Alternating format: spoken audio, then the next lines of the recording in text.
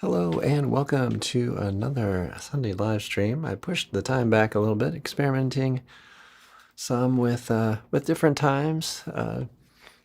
So noon time today, this Sunday, and thinking quite possibly that the midweek live stream, maybe I'll push that back to an evening time. I put out a survey post on YouTube, so if you haven't already, check out I think it's on your community tab, and check out that post and put in your vote for your best time or window of time for live streams and viewing. So thought I'd talk a little bit today about some projects I'm working on for the YouTube channel.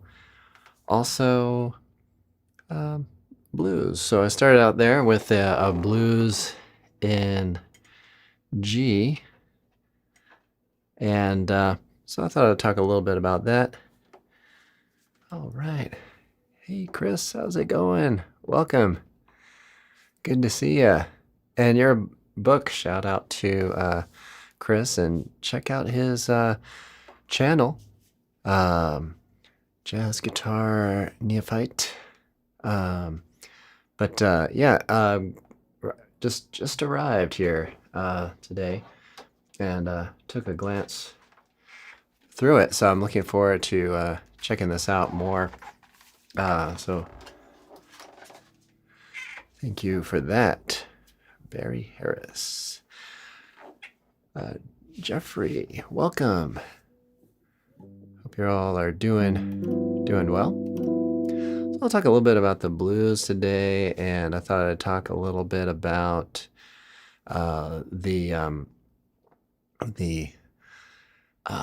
upcoming video that I have planned on a George Benson tune, Clockwise. It's a super fast tune, and got the rhythm section kind of together. It's gonna be a organ, bass, drums, guitar kind of group, and so I laid down the bass track for it last night, and I've got the drums. Those are programmed in, and then I've got the organ kind of programmed in, which does pretty much, at least in my recording, does pretty much what I'm doing on the guitar. So it's just kind of doubled. So really excited about putting that together. Not sure exactly when it will be finished, but it's in process. But that tune is a blues, and blues in G. So I thought we'd talk a little bit about that today if you want to follow along. And I will mention that I'm streaming vertically and horizontally, so if I'm talking to some folks that you don't see in the chat, that's why. Welcome to join me on either one. Okay, so we have a G13 chord. And if you notice when I'm playing it up front, I'm playing pretty slow tempo, and I'm going to the 4 chord on measure 2. I'm playing C9, and then I'm going back to the 1 chord, and I'm doing a little walk down to the 4 chord. Now on the on this tune, and what's really kind of cool about the blues is you learn the blues and you get a lot of songs. So one progression, a lot of, maybe not songs, but tunes that you can play. So like clockwise, but a ton of tunes that you can do. Good morning, Amos. Welcome. And so yeah. Anyhow, we go to this. This is a real common thing. Go to just a half step above the 4. So we can think of this as a sharp 4 relative to the tonic. Diminished 7. Right? So we have this diminished 7th chord. And in the podcast that I released yesterday, I talk a little bit about this. But the melody kind of has this little walk down chromatic from the notes separated by minor thirds. So that's kind of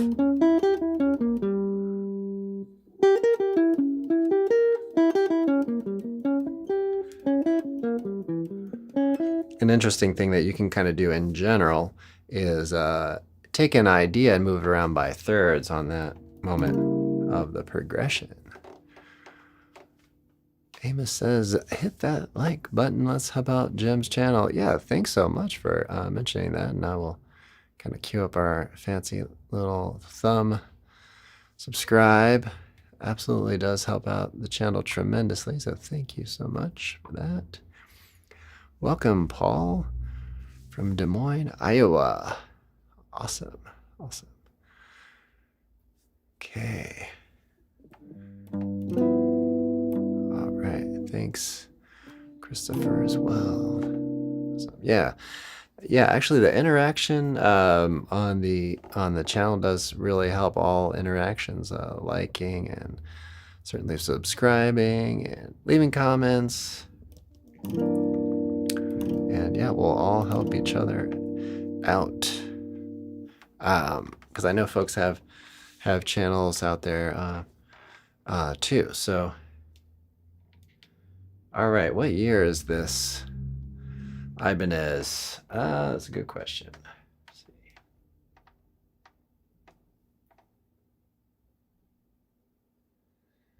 All right, I think it's 2017. I don't know exactly how to read the serial numbers, but I believe it's 2017, and that would make sense,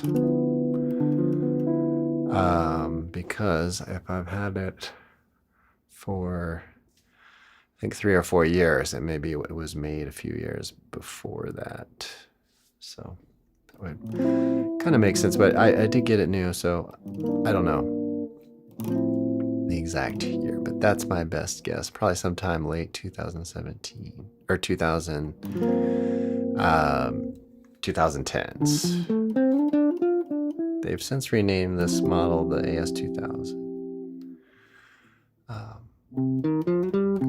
And it's the model that John Scofield used before he had his signature model developed, I believe. Correct me if I'm wrong. So let's keep going with the progression. Now, when I was playing it there, I was going, doing a little kind of walk down.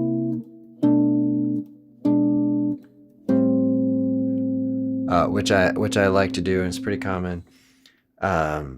Which you just do a 1, 4, 3, 6, and then you're in your 2, and then 5, and then into the 1. So Amos has a question. What strings do you use in the gauge? So I've been trying out these Dogal strings. I believe these are Dogal strings, and they're 11 gauge, I believe. So I usually use either 10 or 11. I think I prefer 11, but sometimes I go back and forth a little bit. So yeah, but I often use Tomastic flat wounds. They are flat wounds. Sometimes I use the D'Addario Chrome flat wounds. I don't like the chromes when they're brand new, I think. So that's why I kind of tend not to use those. But I think in general, they're pretty good. So I seem to recall that sort of opinion or preference. So let me know if you have any similar things. But yeah, I generally like flat wounds better. Okay, peek inside the top of the F hole. The model should be there.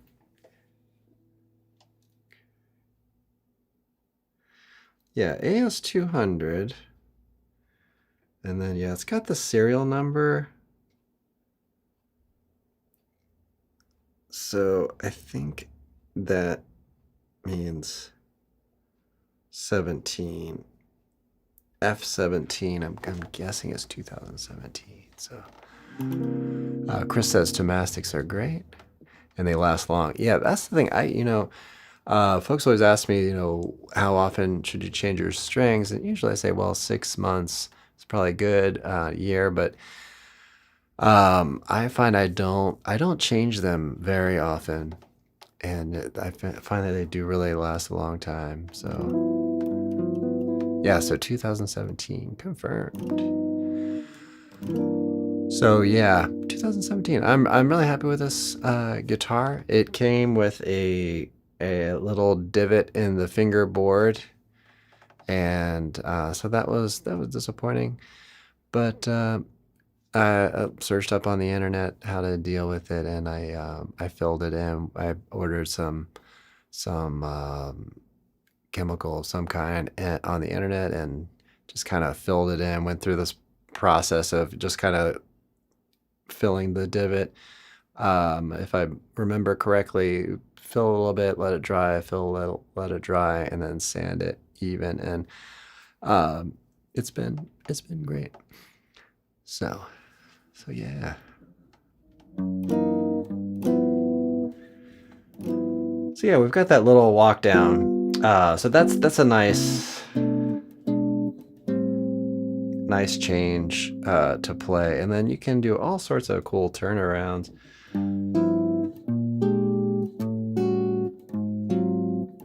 You could do that. You can do 1, 6, 2, 5, or you can just do a simple.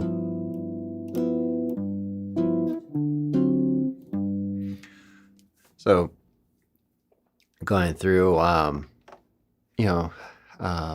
playing, sometimes it's nice to play just super basic, simple blues. And then other times it can be fun to, change up the progression and do some different things that are kind of fun to do. There towards the end, I played a kind of a cliche little blues line there, which is basically sixths. Just do a little back and forth on that. Move it on fret 7, down a half step, down a half step from there, and then doing major 6, so minor 6th intervals, and then we've got the G and the B here.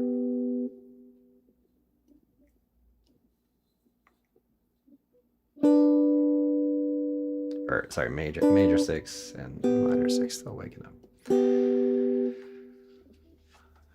All right, so yeah, let's see, we've got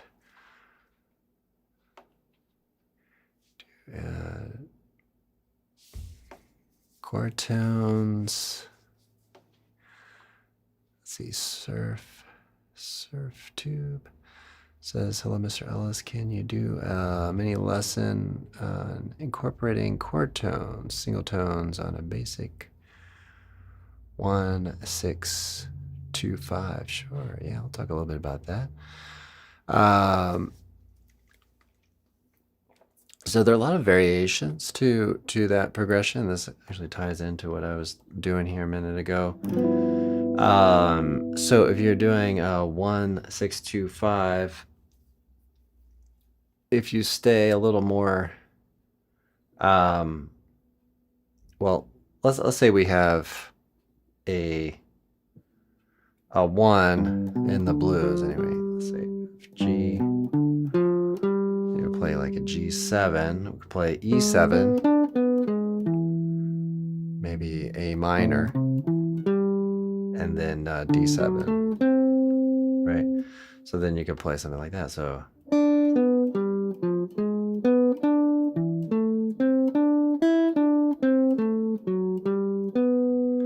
and playing arpeggios. So a good method on this, which I've recommended this a bit on recent videos, is to, let's say you're playing arpeggios. Let's say you play something like that. Try to go up or down to the nearest chord tone of the next chord, let's say, which is maybe E7. So you could try that. So or you can stay on the same tone, because that's a tone common to both G7 and E7. So or go lower and then go to the next chord tone. So like G7, E7, A minor, D7, and then G. So that's what I would recommend as far as practice. And then you can get into all sorts of different types of 1, 6, 2, 5s. You can mess with the chord qualities. So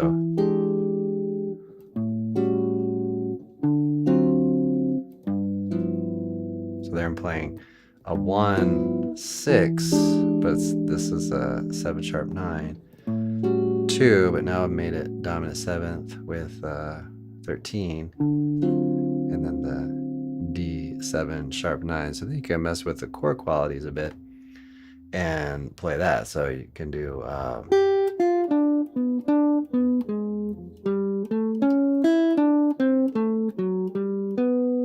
make them all 7th chords, move them through. Okay, Paul, let's see. Let me get back here. I've got a little bit behind on things. So Paul says, do you have any tips on avoiding repeating phrases and or pattern playing during improvisation? Well, maybe one approach would be to take some of the patterns that you're doing and create variations, because that can really grab the ear. So if you find you're playing something that sounds a little repetitive, maybe have it trail off in a different direction, and then create variation. So that can be actually a strong thing, and to do into your to your advantage, to take some of the patterns and create variety or have them trail off in different ways. So yeah, I would recommend that.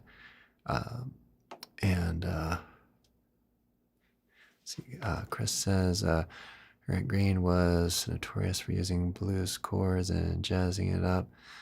and did it give him his signature tone? Yeah, yeah, and yeah, check out those Blue Note recordings and yeah, see if you can lift some of those up, and introduce them into your playing. Surf Tube says, I think it's always great. Okay, thank you. I appreciate that. I hope that explanation helped. But yeah, you can do some interesting things with some patterns that you do. Like if you play a pattern, let's say you play D7, right? Maybe try to take it up a minor third, and then resolve it. So you can use some of those patterns to your advantage.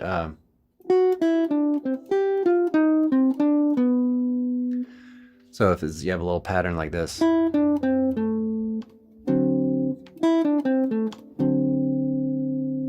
get a little outside on it, and then resolve it to G or something. So you have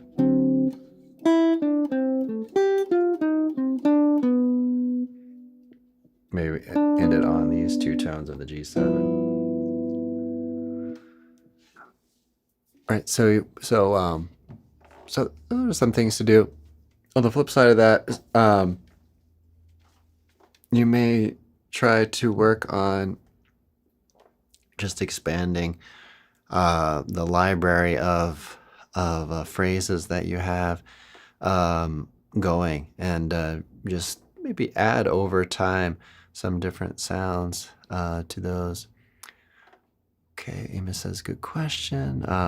It's true about Grant, says Paul. Have an influence on players coming up. Paul says, thanks, Amos. After 50 years of playing jazz guitar, still gets me sometimes. Yeah. Getting ideas. Chris says he's getting ideas for homework improvising. Autumn leaves. Awesome. That last part of the tune. Yeah, following some of the chord progressions. Right. So using some arpeggios will really help.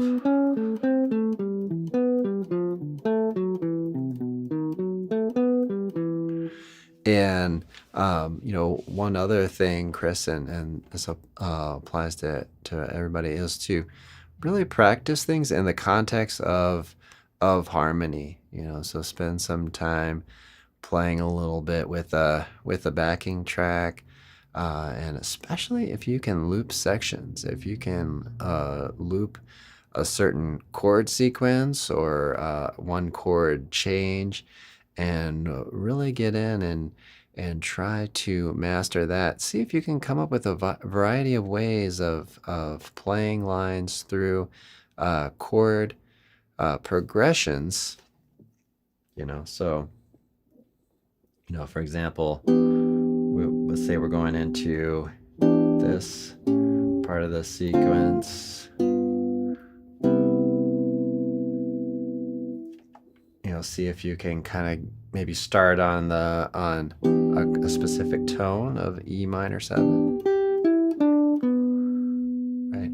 Following those what are called guide tones can really be a great place to work.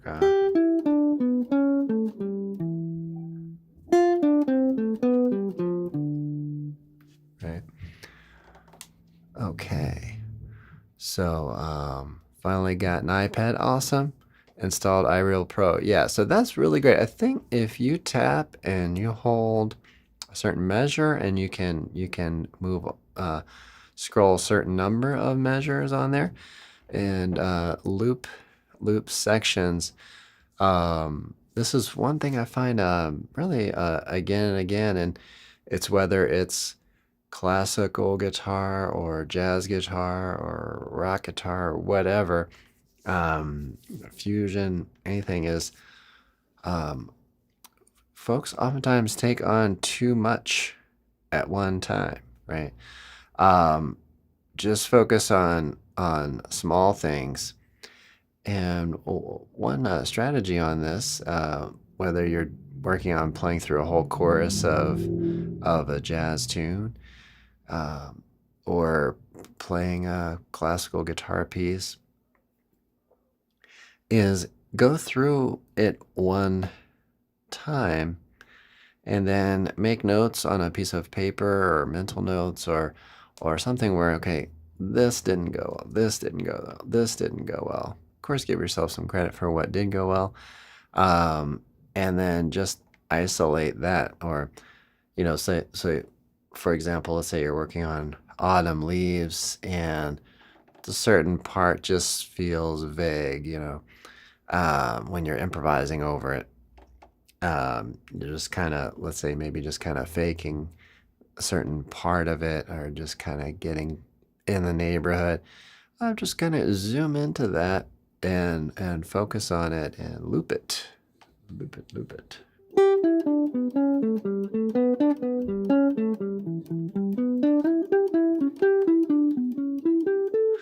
So how many different ways can you go through that same chord progression, as you do? Let's say that you just isolate that E minor to A7, and then start experimenting with variations. So sometimes in that chord progression, it goes to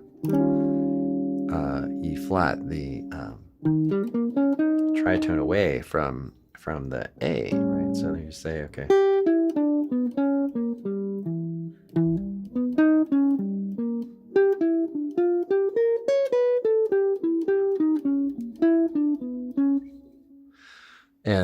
And see if you can crisscross, and hopefully as you set new goals all the time, see if you can gain the freedom on the neck to be able to move to different positions for the same chord progression. So E minor, E flat 7, E minor, E flat 7, E minor, E flat 7, E minor, E flat 7, E minor, E flat 7, and just kind of move through,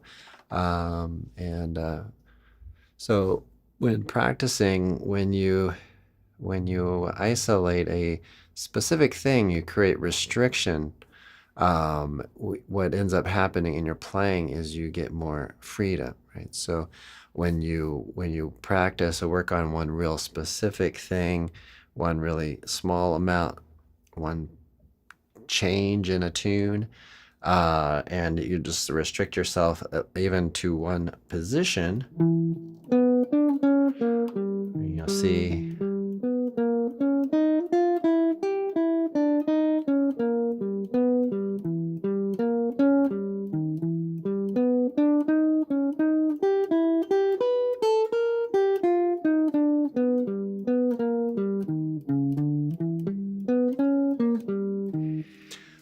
So there, I'm just kind of mostly staying in one region of the neck. Then you can go kind of step by step and work through different little sections, little windows. So you create, like I said, little restriction, position, chord change, and then when you go to play more and more tunes, you just end up having more available to you instantaneously on the spot. So always kind of trying to balance that playing versus practicing, right?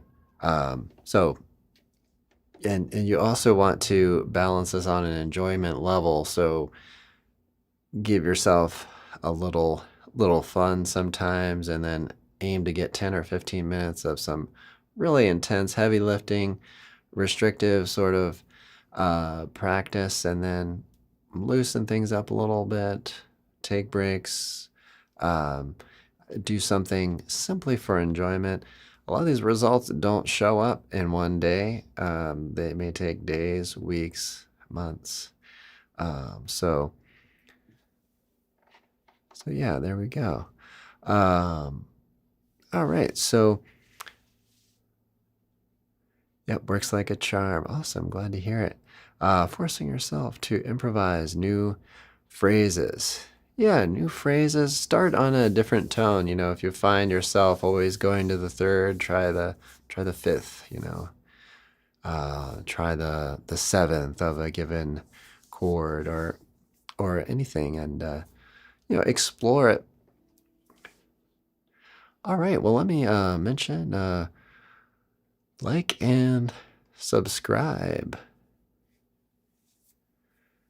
If you'd like to support the channel further, check out our merch store, mugs and everything. Let's take a sip of coffee here. So this is one of my prototypes.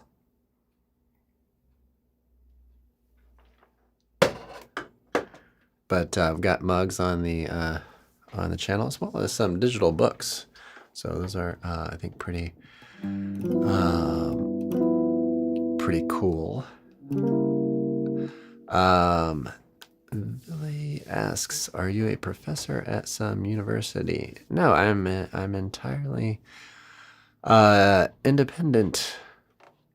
I do actually teach at an academy, but aside from that, I am I have a local guitar studio, and I have a internet studio. Speaking of which, I'm going to be launching a member site here in the near future, so check out fretprints.com for more information on that.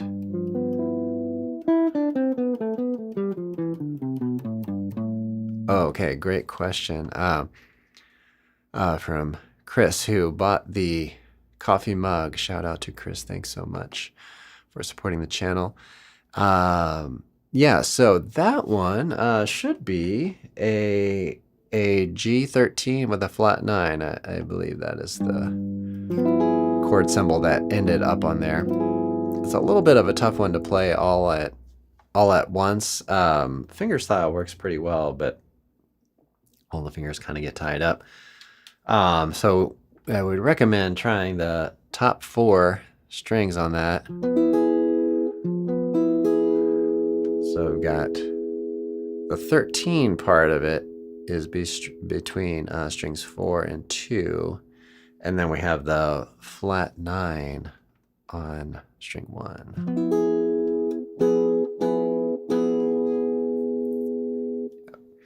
So yeah, on the and on the channel, I've got a variety of few different ones, but the watermark on the side of this video, I think that's the same one. So that's kind of a cool chord to do.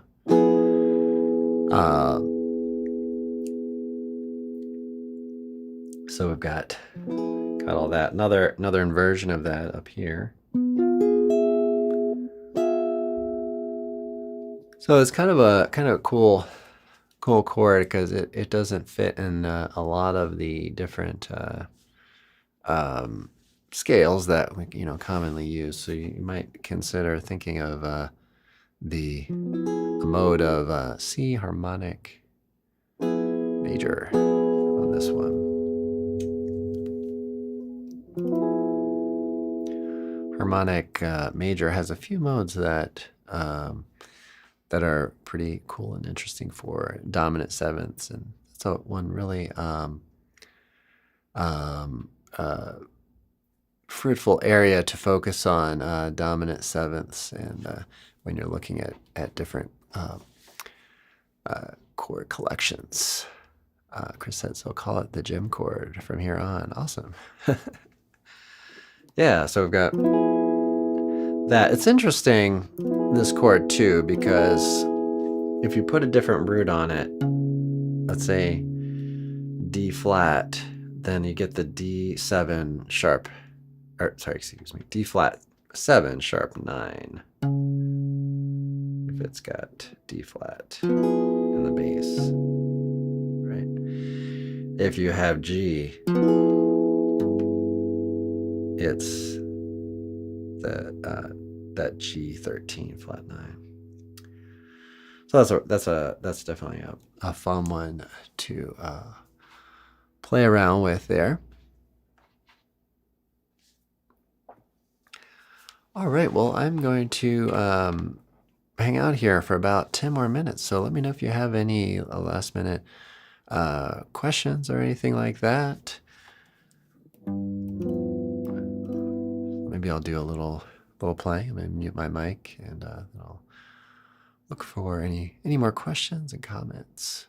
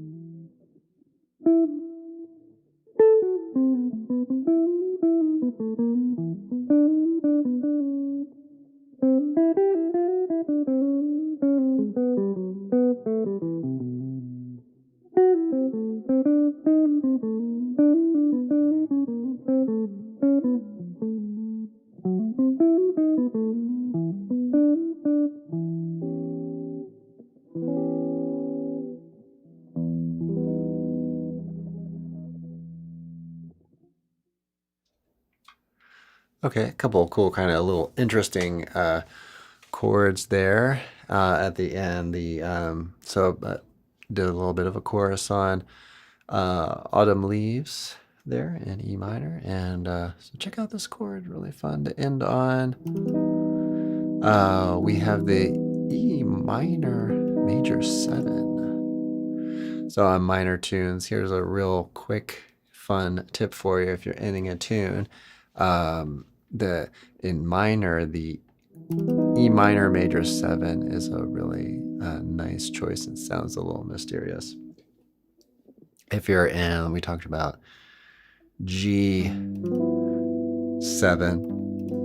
and the blues in G.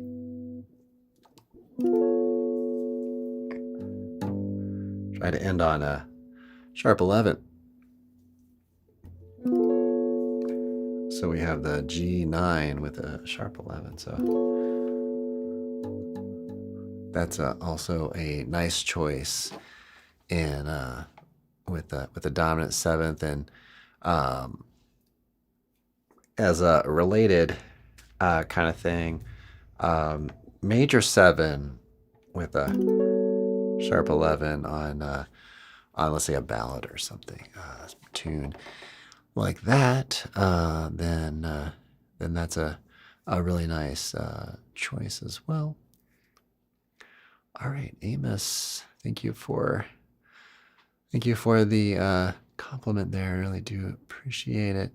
Thanks everybody for joining in today. I do really appreciate it. As you're looking around the chat, I'm sure folks, I know some folks have really cool channels of their own, so be sure to check out the community here on the chat and visit and subscribe to your friends and neighbors here on the internet. So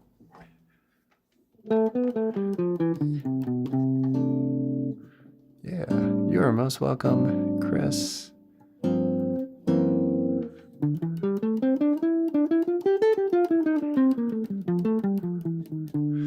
So yeah, here to support each other in our growth and everything. Keep an eye out for an upcoming video, and in the meantime, check it out. I've got did a couple shorts on George Benson's Clockwise. So check out those shorts, and that can kind of give you a head start on the up and coming video. Keep in mind, this could be played at slower tempo, so no need to force the hand to go super, super fast. They are pretty close to, I think, 300 beats per minute. I clock them in at 294 beats per minute, so really fast. So you can play this, of course, at slower tempo. And one thing that's really cool that I think is fairly new, at least I just discovered it, is that YouTube has now created more fine-tuned speed settings. So if you hit the gear icon on one of my videos and it's just too fast right now, or the George Benson video on clockwise, hit the gear icon and you can do all different percentages of tempo. So pretty cool practice tool there. Brick Wall Waterfall asks, have you ever played a baritone guitar? I don't think that I have. I'd like to. And I've heard one thing that Matheny does is he tunes the middle two strings an octave higher, relative to the typical tuning of a baritone guitar. And that seems to work really nicely for him. So something I'm definitely curious about and interested in.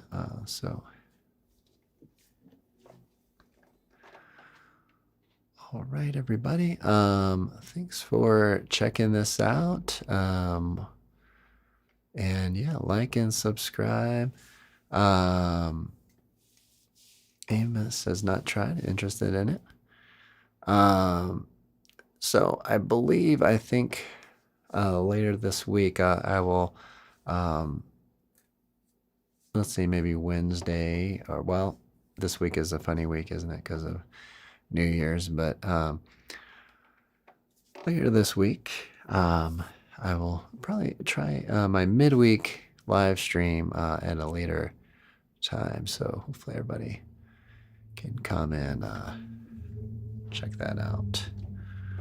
Like one more little noodly thing here for a minute, and then I'll wrap up.